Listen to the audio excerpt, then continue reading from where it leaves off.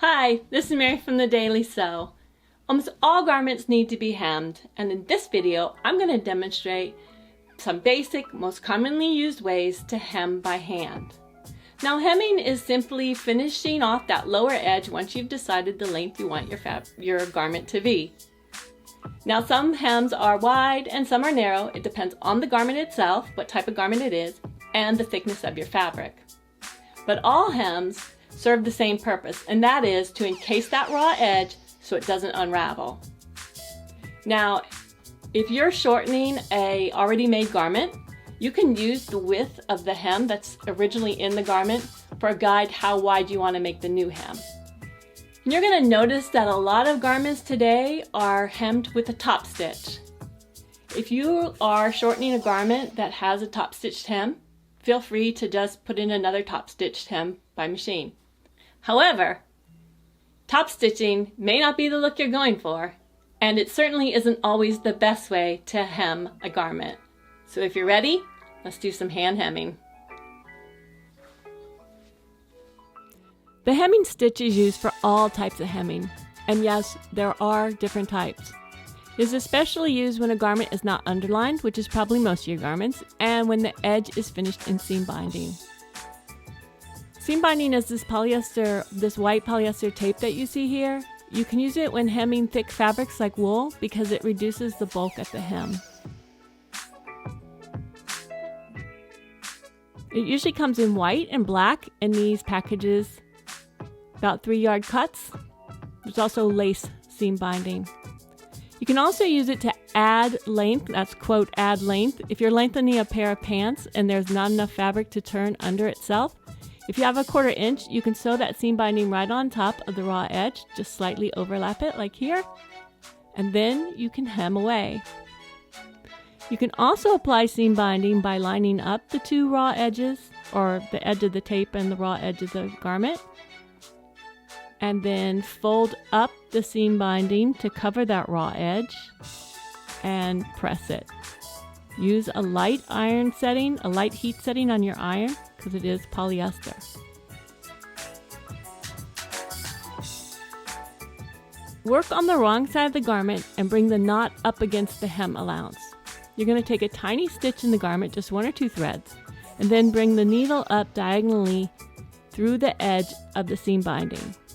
So it comes from the underside through the edge and then over the top. It's going to pick up 1 or 2 threads of the garment,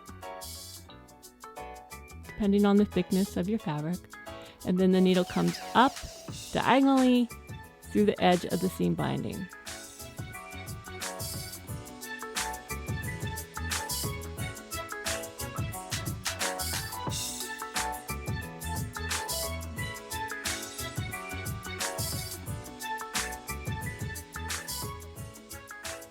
Down, tiny stitch, up, diagonally through the edge.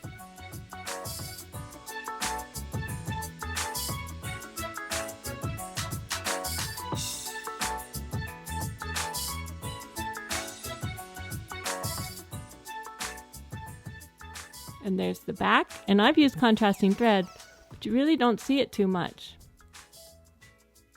It's pretty small, those just picking up 1 or 2 threads.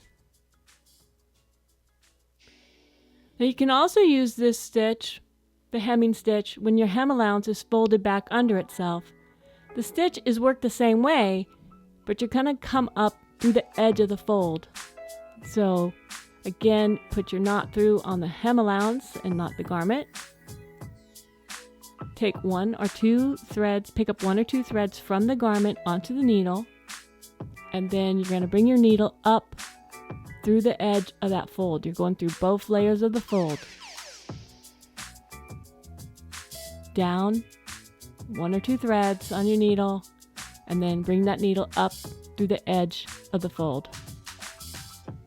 Same stitch, it's just worked on the fold instead of the single edge of the seam binding.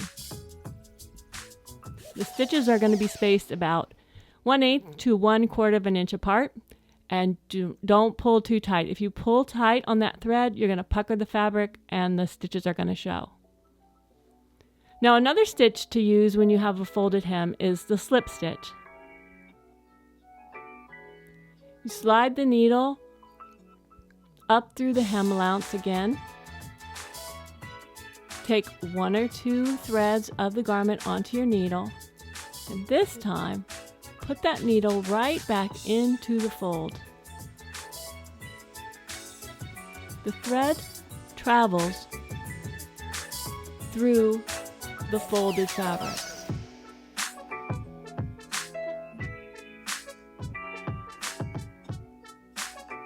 You don't see the thread. Where it comes out of the fold is where it picks up the 1 or 2 threads of the garment. And after picking up those little threads, or big threads, it goes right back into the fold. It doesn't like to be exposed. And because the thread does travel through the fold like this, it makes it almost invisible should you use matching thread. So this stitch is also good for applying patch pockets on to a garment if you don't want to have the stitching showing like a wool coat.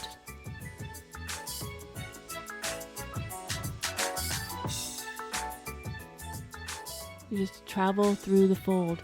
Pick up 1 or 2 threads from the garment, tiny stitch, and then travel through the fold.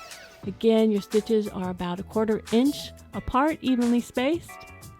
And if you pull too tight, it will pucker on the outside and it will reveal your hem stitches. So you don't want to pull too tight. Keep it nice and even tension on your thread. So there is the top side. You can barely see those stitches, and that is with a contrasting thread. So imagine if it was a matching thread, you wouldn't really see them at all. And then the back side.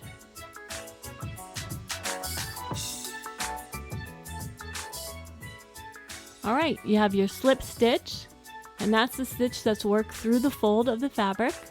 And again, it can, for hemming, but also for patch pockets. And then you have the hemming stitch, which can be used on a single edge, like seam binding, or on a folded edge. So the hemming stitch and the slip stitch, 2 ways you can hem your garments. Well, I hope you found this video useful. If you have any questions, please put them in the comments below and I'll be sure to reply. Thank you so much for watching. Enjoy your sewing. Goodbye.